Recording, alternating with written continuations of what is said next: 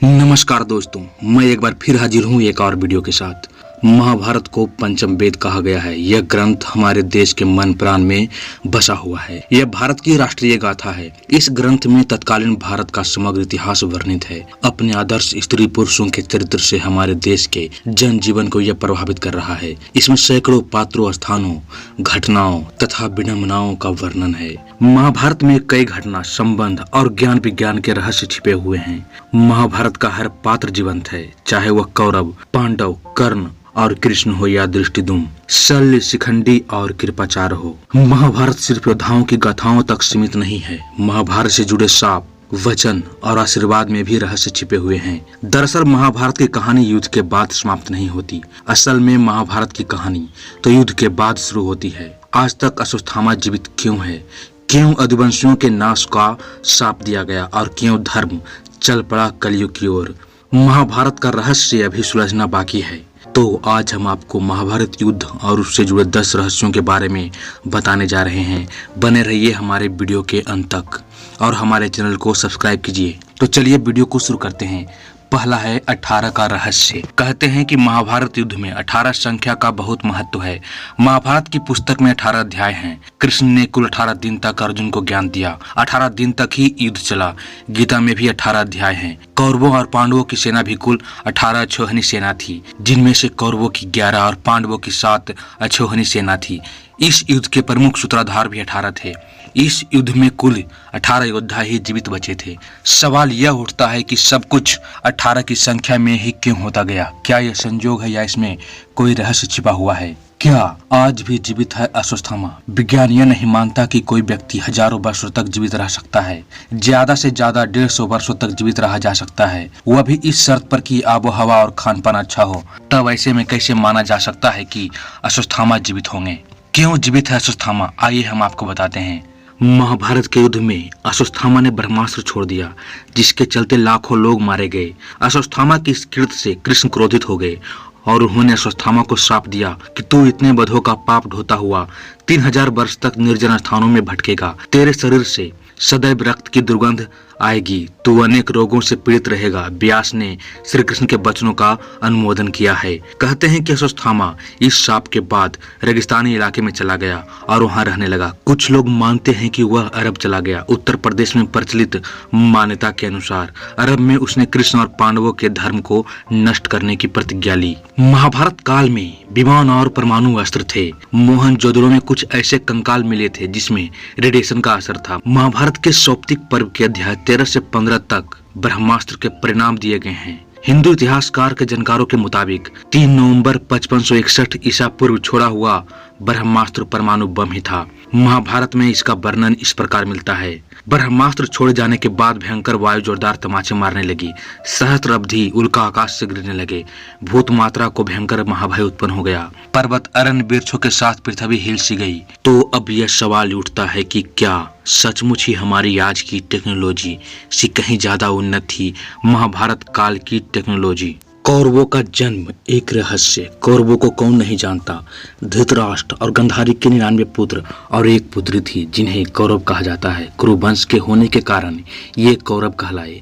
सभी कौरवों में दुर्योधन सबसे बड़ा था। गांधारी जब गर्भवती थी तब धृतराष्ट्र ने एक दासी के साथ सहवास किया, जिसके चलते युत्सु नामक पुत्र को जन्म हुआ। इस तरह कौरव 100 हो गए। गांधारी ने वेद व्यास से पुत्रवती होने का वरदान प्राप्त किया। गर्भ धारण कर लेने के पश्चात भी 2 वर्ष बीत गए, परंतु गांधारी के कोई संतान उत्पन्न नहीं हुई। इस पर क्रोधवश गांधारी ने अपने पेट पर जोर से मुक्के का प्रहार किया, जिससे उसका गर्भ गिर गया।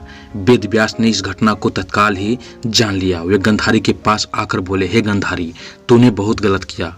मेरा दिया हुआ वर कभी मिथ्या नहीं जाता। अब तुम शीघ्र ही 100 कुंड तैयार करवाओ और उनमें से घी भरवा दो। वेद व्यास ने गांधारी के गर्भ से निकले मांस पिंड पर अभिमंत्रित जल छिड़का, जिससे उसके पिंड के अंगूठे के पोरुओं के बराबर 100 टुकड़े हो गए। वेद व्यास ने उन टुकड़ों को गांधारी के बनवाए हुए 100 कुंडों में रख दिया और उन कुंडों के 2 वर्ष पश्चात खोलने का आदेश देकर अपने आश्रम चले गए। 2 वर्ष बाद सबसे पहले कुंड से दुर्योधन की उत्पत्ति हुई। फिर उन कुंडों से धृतराष्ट्र के शेष 99 पुत्र एवं दुशाला नामक एक कन्या का जन्म हुआ। महान योद्धा बर्बरिक बर्बरिक महान पांडव भीम के पुत्र घटोत्कच और नाग कन्या अहिलवती के पुत्र थे। कहीं कहीं पर मूर दैत्य की पुत्री कामकंट कटा के उदर से भी इनके जन्म होने की बात कही गई। महाभारत का युद्ध जब तय हो गया तो बर्बरिक ने भी युद्ध में सम्मिलित होने की इच्छा व्यक्त की और मां को हारे हुए पक्ष का साथ देने का वचन दिया। बर्बरिक अपने नीले रंग के घोड़े पर सवार होकर 3 बाण और धनुष के साथ कुरुक्षेत्र की रणभूमि की ओर अग्रसर हुए। बर्बरिक के लिए 3 बाण ही काफी थे, जिसके बल पर वे कौरव व पांडवों की पूरी सेना को समाप्त कर सकते थे। यह जानकर भगवान श्री कृष्ण ने ब्राह्मण के वेश में उनके सामने उपस्थित होकर उनसे दान में छल पूर्वक उनका शीश मांग लिया। बर्बरिक ने कृष्ण से प्रार्थना की कि वे अंत तक युद्ध को देखना चाहते हैं। तब कृष्ण ने उनकी यह बात स्वीकार कर ली। फाल्गुन मास की द्वादशी को उन्होंने अपना शीश दान किया। भगवान ने उस शीश को अमृत से सींचकर सबसे ऊंची जगह पर रख दिया ताकि वे महाभारत युद्ध देख सकें। उनका सिर युद्ध भूमि के समीप ही एक पहाड़ी पर रख दिया गया, जहां से बर्बरिक संपूर्ण युद्ध का जायजा ले सकते थे। तब राशियां नहीं थी ज्योतिष